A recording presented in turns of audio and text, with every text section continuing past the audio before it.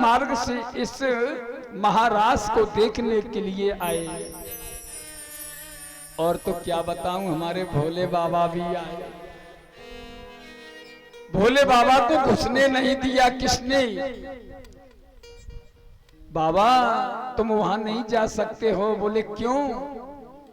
मेरा गोविंद आज स्वयं रास लीला करे और हम रुक जाएं, ऐसा हो सकता है?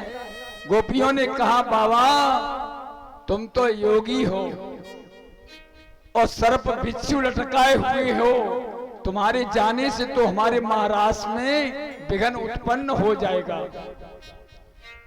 बाबा ने कहा अब मैं क्या करूं? उसी समय रोने लगे। भगवान कृष्ण ने इशारे में कह दिया कि इसमें तो तुम गोपी बन के आओगे तो महाराज में शामिल हो सकते हो। भोले बाबा उसी समय उन्होंने आभूषण जो इनके सर्प बिच्छू थे झोली में रख दिए कि सुंदर साड़ी पहनी और होठों पर लाली मेहंदी लगाकर कि मेरे भोले बाबा गोपी बन गए। एक दिन वो भूनी भंडारी बन के ब्रज की नारी वृंदावन आ गई है, वृंदावन आ गई है। पार्वती जी नाथहारी तालियां बजाते हुए महाराज हो रहा है। नाथहारी नामनी त्रिपुरारी वृंदावन आ गई है, वृंदावन आ गई है।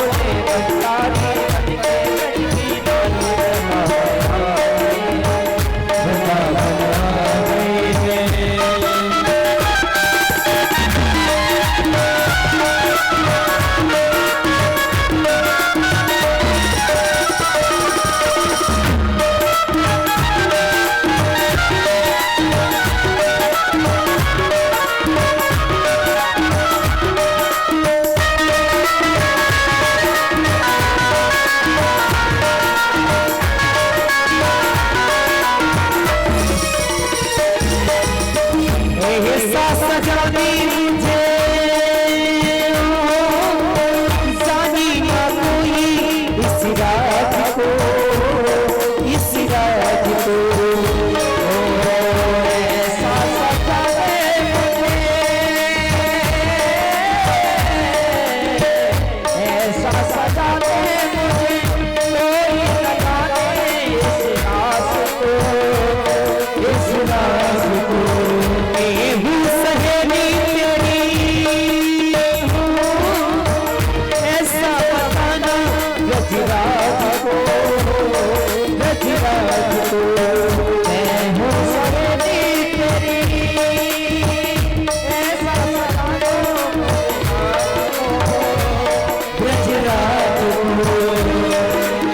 पहली साड़ी मांगत जूड़ा, एक साड़ी मांगत जूड़ा, नजरे बस्तर बना गए, आ गए, आ गए।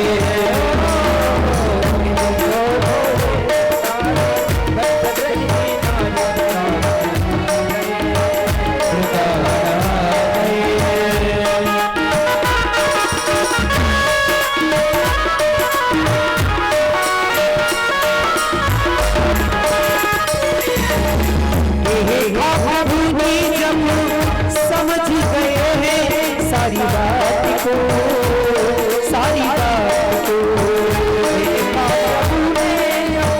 समझ गए सारी बात को, सारी बात को।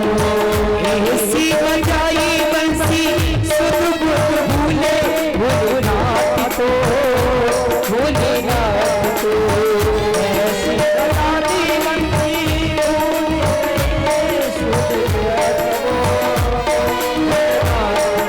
किस्मत रही है सबसे सारी, रही है सबसे सारी।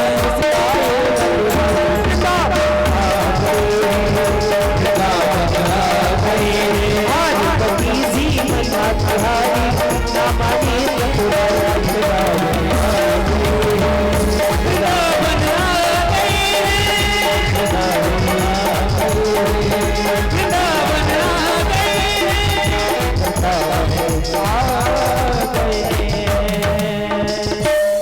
सुखदेव जी कहते हैं राजन, ये महाराज को कभी मनोरंजन दृष्टि से नहीं सुनना चाहिए।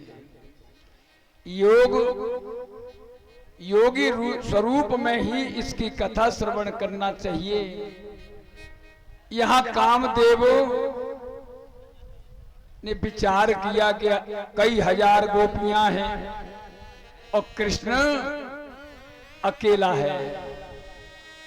आज मैं स्वयं चलकर के परीक्षा लूंगा कि इतनी गोपियों को मनोकामना पूर्ण यह कृष्ण कैसे करेगा।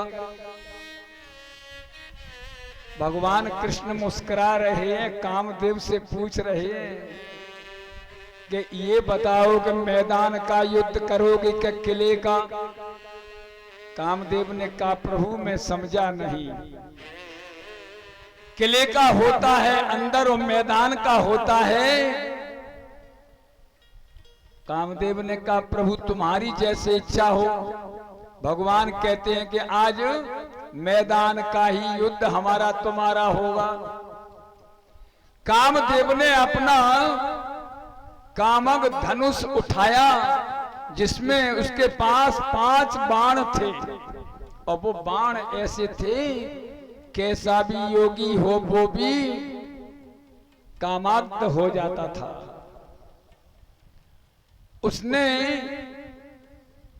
जैसे ही ब्रज गोपियों के ऊपर बाण छोड़े तो सभी गोपिकाएं कामाग्ध होकर के व्याकुल होकर के गोविंद को आलिंगन करने लगी।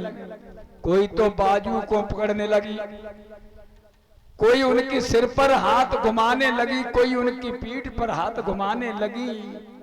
कन्हैया ने कहा कामदेव ने अपना पूरा ताकत प्रारंभ कर दी, अब मैं भी अपनी कला दिखाऊंगा।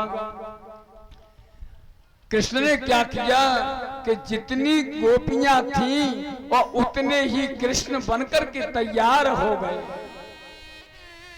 हर गोपी के हाथों में हाथ कृष्ण का है।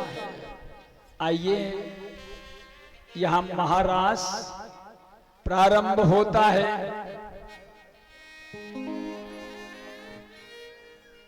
बांसुरी बजावे प्यारो नंद लाला, रास रचावे संग में ब्रजबाला। रास रचावे संग में ब्रजबाला, रास रचावे संग में ब्रजबाला। बांसुरी बजावे नंद लाला, बांसुरी बजावे नंद लाला, ब्रजबाला।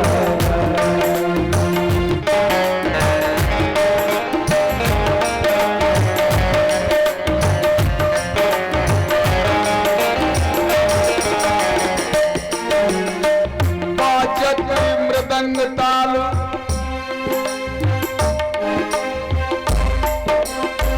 बाजत मृदंग ताल, नाचे कोई गोपाल। ताथे ताथे करत ब्रज की बात, तालियां बजावे गोपी नंद लाला, तालियां बजावे गोपी नंद लाला। रास रचावे संग में ब्रजबाला, रास रचावे संग में ब्रजबाला। बांसुरी बजावे नंद लाला, बांसुरी बजावे संग में ब्रजबाला, रास रचावे संग में ब्रजबाला, रास रचावे संग में ब्रजबाला। ब्रज धूर ही प्राण सोम प्यारी लगे, ब्रज मंडल माही बसाए रहो। रसिकों के सुसंग में मस्त रहो, जग जाल समोहि बचाई रहो। नित पाती यही झांकी निहारा कहूँ, सब छाक सुनाथ बचाई रहो। अहो बाकी बिहारी यही विनती, मेरी नैनों से नैना मिलाई रहो। मेरे नैनों से नैना मिलाई रहो। बांसुरी बजावे प्यारो नंद लाला, बांसुरी बजावे प्यारो नंद लाला, रास रचावे संग में ब्रजबाला, रास रचावे संग में ब्रजबाला। सभी तालियां बजा बजा करके नृत्य हो रहा है। सभी गोपिकाएं भगवान कृष्ण के हाथों में, हर गोपी के हाथ में कृष्ण है, हर कृष्ण के हाथ में गोपी है। आज महान योग लीला भगवान कृष्ण कर रहे हैं।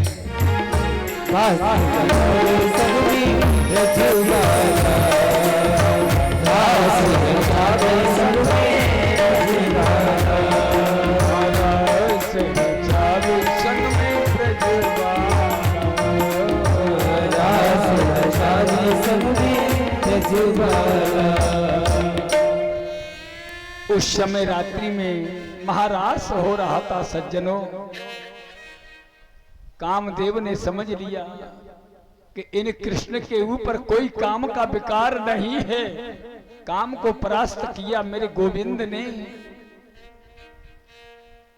कामदेव चरणों में गिर पड़ा, निवेदन करने लगा कि कृष्ण कीर्तम भिक्ष सुमहाऊ के चर श्रिय प्रभु मैंने आपका परीक्षण किया, मुझे माफ कर दो। कामदेव को वही भय लगने लगा। कौन सा? एक बार भोले बाबा के पास में गए थे तो यही प्रकोप भोलेनाथ के ऊपर किया, तो भोले बाबा ने क्या किया? उस कामदेव को तीसरा नेत्र से जला के भस्म कर दिया। आज वही भय लगा हुआ है, चरणों में गिरा, रोता हुआ कहने लगा, प्रभु मैंने तुम्हारा परीक्षण तो किया, परंतु आज तुम बहुत बड़े योगी हो। महाराज, बड़ा सुंदर प्रसंग है। ये रास पंचाध्यायी कहते हैं सज्जनों। रास पंचाध्यायी का अर्थ है अपने जो पंच प्राण हैं, इसी को कहते हैं रास पंचाध्यायी। इनको पंच प्राण परमात्मा के प्रति समर्पण कर दे, वही महारास का अर्थ समझ जाएगा। इसको कभी मनोरंजन दृष्टि से नहीं सुनना चाहिए, इसकी योग दृष्टि से देखना चाहिए। हमारे वृंदावन में तो इस महारास को देखने के लिए बड़ी बड़ी दूर से योगी आते हैं।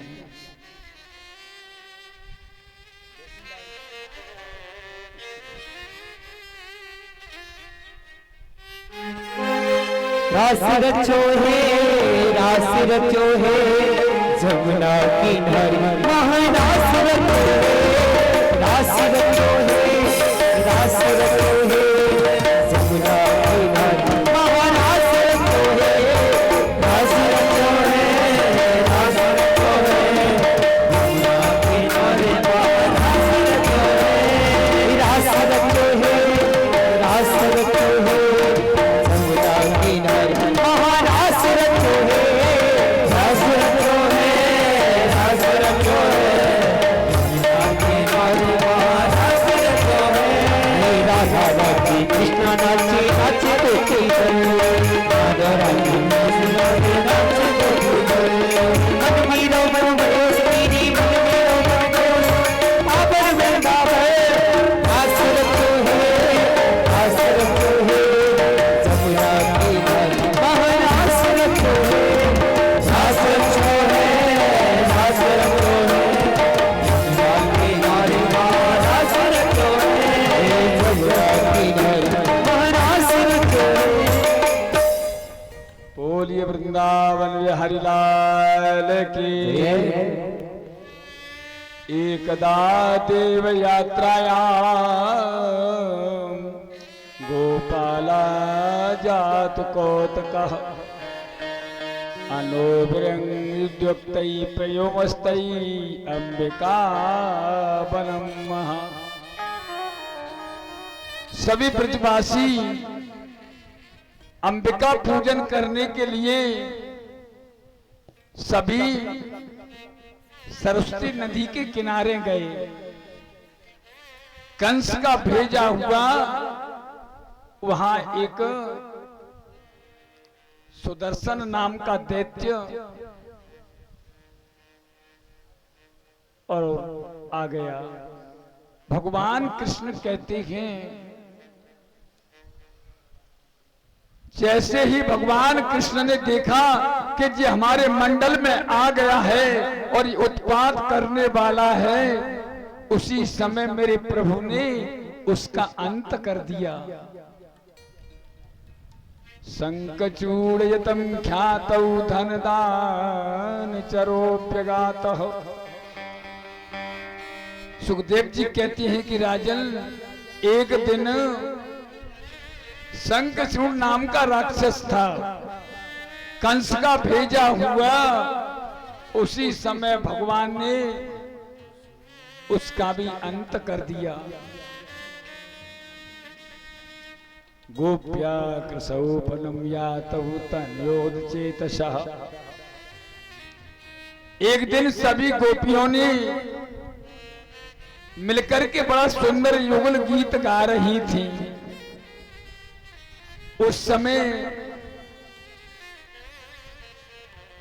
बड़ी एक स्वर से कि स्वागतम कृष्णा स्वागतम कृष्णा स्वागतम कृष्णा सुस्वागतम कृष्णा स्वागतम कृष्णा स्वागतम सुस्वागतम शरणागतम कृष्णा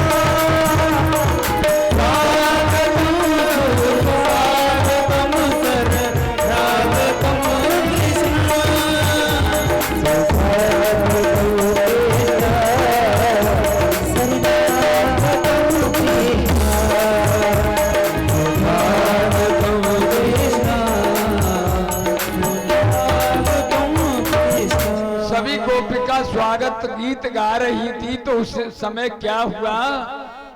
अथ तरहागत गोष्ठौ मरिष्टु प्रसवासुरः, एक साल का रूप बना करके अरिष्टासुर उन गोपियों के मध्यस्थ आ गया। सभी गोपियां रोने लगी, चिल्लाने लगी, गोविंद बचाओ, गोविंद बचाओ। भगवान कृष्ण ने देखा कि हमारी गोपियां बिरहाकुल होकर के दुखी हो रही हैं। उसी समय मेरे गोविंद आए और उस अरिष्टासुर का वध कर दिया। सभी गोपिका बड़ी प्रसन्न होकर के सुखदेव जी कहते हैं, राजन इसके उपरांत कंस ने विचार किया कि जिस राक्षस को मैं भेजता हूं और उसी का अंत हो जाता है। उन्होंने उसी समय केसी को बुलाया और केसी से कहा कि जाओ वृंदावन में बलराम कृष्ण जो रहते हैं उनका अंत कर दो। वो केसी उस समय आया और भगवान कृष्ण ने समझ लिया, घोड़े का रूप बना करके आया। भगवान कृष्ण ने उसका भी अंत कर दिया। मन में सोच रहा है कंस कि जिसको भेजता हूं उसका अंत हो जाता है। तब तक देवर्षि नारद कंसा यथा भगवान नारदौ देव दर्शतः, देवर्षि नारद विचार कर रहे हैं कि मुझे कंस के यहां जाना पड़ेगा, ये राक्षस भेजता रहेगा, गोविंद मारते रहेंगे और इस कंस का अंत कैसे होगा। देवर्षि नारद को देखकर कि कंस ने खड़े होकर के स्वागत किया। आइए महाराज, सुंदर सिंहासन दिया। देवर्षि से पूछने लगा कंस, महाराज मुझे कोई उपाय बताओ। देवर्षि नारद कहने लगे, राजन इसी प्रकार से तुम राक्षसों को अपनी शक्तियां क्यों खत्म कर रहे हो? जिसको भेजते हो उनका अंत हो जाता है। तो क्या करूं महाराज? किसी ऐसे महान पुरुष को भेजो जिनका विश्वास बलराम कृष्ण को हो और रथ में बिठाल करके मथुरा में बुला लो। यहां धनुष यज्ञ का आयोजन करो। जब तक वो खेल कूद में रहेंगे तुम्हारे यहां चारूढ़ मुष्टिक ऐसे ऐसे बलवान पहलवान डटे हुए हैं, उनका अंत हो जाएगा। कंस ने कहा, महाराज बहुत अच्छी बात बताई तुमने। उसी समय सुखदेव जी कहते हैं, राजन कंस ने अक्रूर जी बुलाए।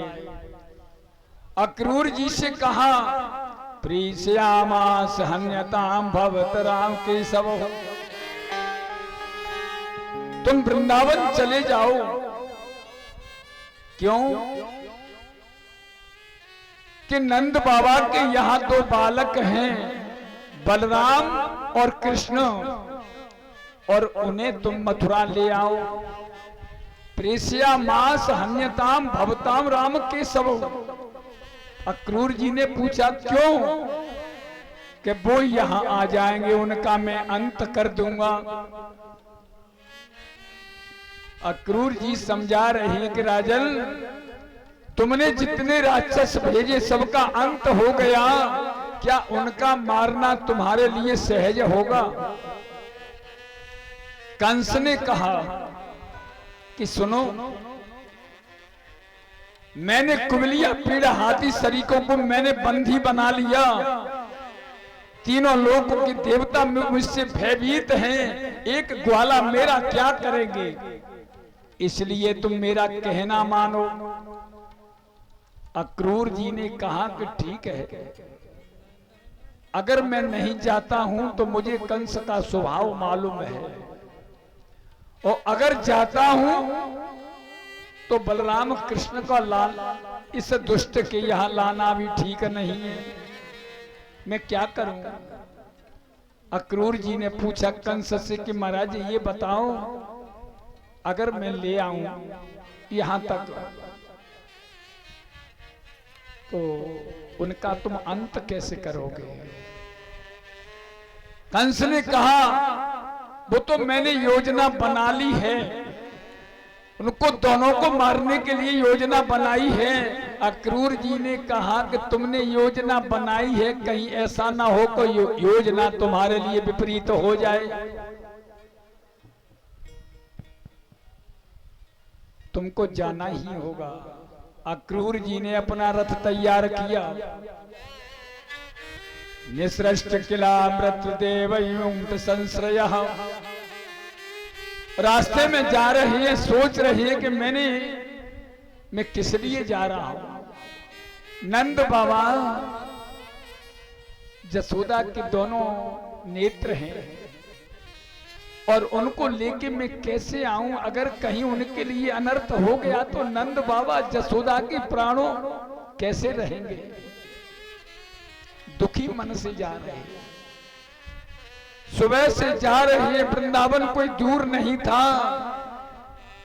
कभी कभी तो नेत्र बंद होकर के रटना लगाते हैं गोविंद। इधर देवर्षि नारद वृंदावन में गैया चरा करके गोविंद लौट रहे थे, तो कहा गोविंद परसों कंस का काल का समय है। कन्हैया ने कहा बताओ तुम कंस से क्या कह करके आए हो?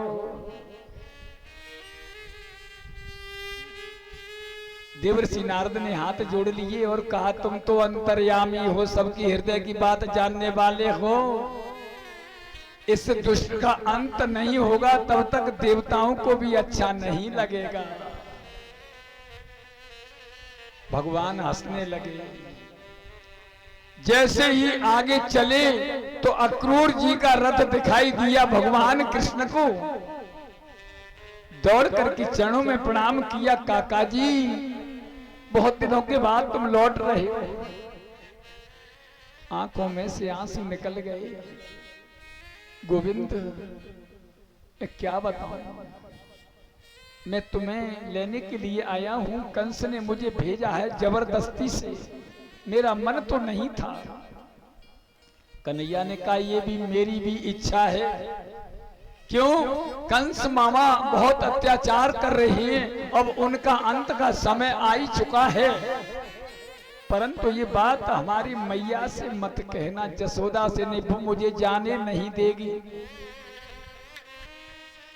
रास्ते में ही भगवान कृष्ण अक्रूर जी से बातचीत हो गई। नंद बाबा ने अक्रूर जी को देखा। उस समय अक्रूपिचताम रात्र मधुर्या महामति उसी त्वाम रथमास्ताय प्रियो नंद गोकुलम। जहां जसोदा मैया गोकुल में रहती थी वहां रथ लेकर के अक्रूर जी पहुंचे। नंद बाबा ने देखा अक्रूर जी आए हुए हैं तो खड़े होकर के स्वागत किया। और जसोदा से कहा कि आज सुंदर सुंदर पकवान बनाओ, आज बहुत दिनों के बाद हमारे परम मित्र क्रूर जी आए हैं, हमारे यदुवंशी है, मथुरा से आए हुए हैं, इनका स्वागत भी अच्छे ढंग से करना। सज्जनों, जसोदा मैया मन में सोचने लगी कि न जाने क्रूर जी क्यों आए हैं। स्वागत किया, भोजन कराए, रात्रि में बैठे हैं। नंद बाबा ने पूछा, कहो अक्रूर जी, आगमन आपका आने का। उन्होंने कहा, बाबा महाराज कंस ने धनुष यज्ञ का आयोजन किया है, उसमें बड़े बड़े महाराज इकट्ठे होंगे और तुम्हारे दोनों बालकों को बुलाया है मेला देखने के लिए। नंद बाबा ने सुनते ही कंस का नाम शरीर कांपने लगा। ये मैं कैसे कहूं कि मेरे लाला मथुरा में जाएंगे।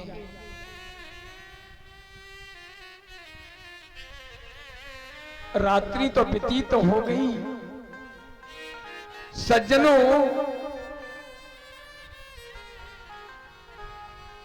हाँ भैया, स्वागत करने वाले बातचीत नहीं करें।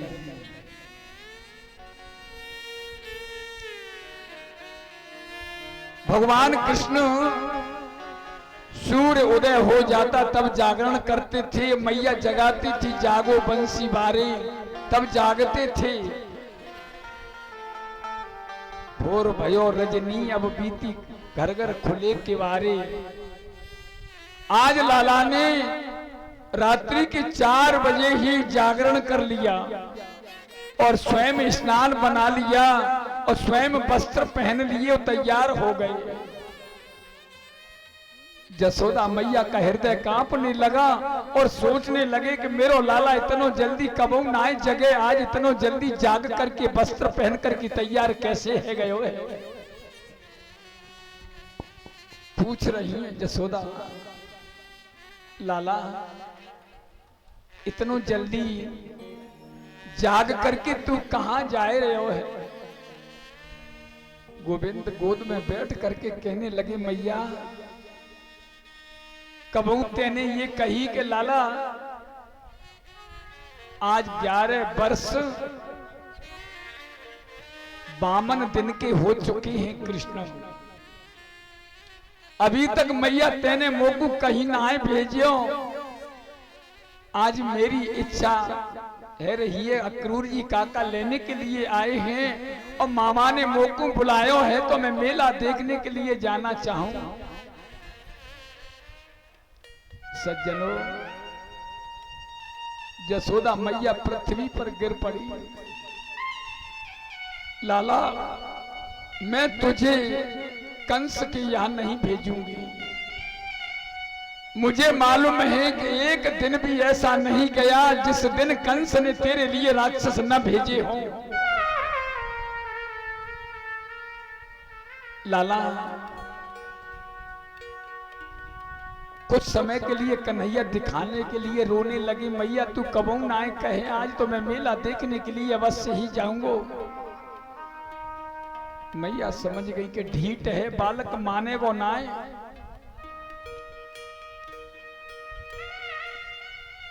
लाला ये तो बता देते तो वापिस कब आवेगा। भगवान कहते मैया मैं शीघ्र ही आ जाऊंगा। जसोदा मैया सोचने लगी कि ये लाला अब लौट के आने वालों ना है। मैया कहती है, कन्हैया अब की गई कब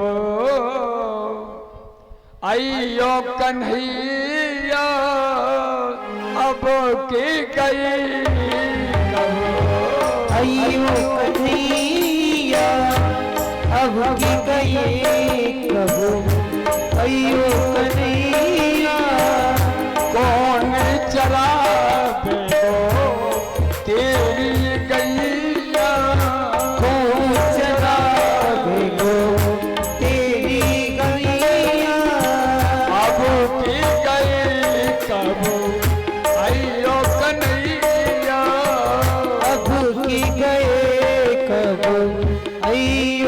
कन्हैया